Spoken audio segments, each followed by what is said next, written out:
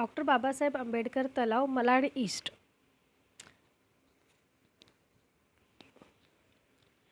हे तलाव ना पहिला या तलावाला शांताराम तलाव असं म्हटलं जायचं आणि आता बाबासाहेब आंबेडकर तलाव असं म्हणून त्याला नाव दिलेलं आहे.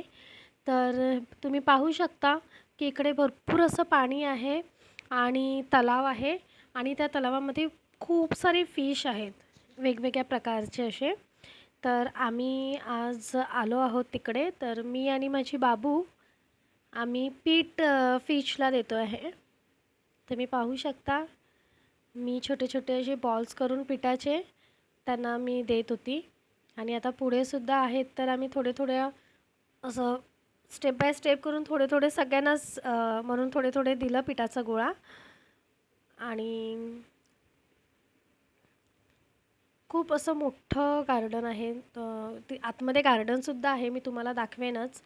आणि ही बघा, एक मस्त अशी व्हाईट कलरची फिश आहे मोठी. असे 3-4 फिश होत्या व्हाईट कलरच्या, आम्ही बघितल्या.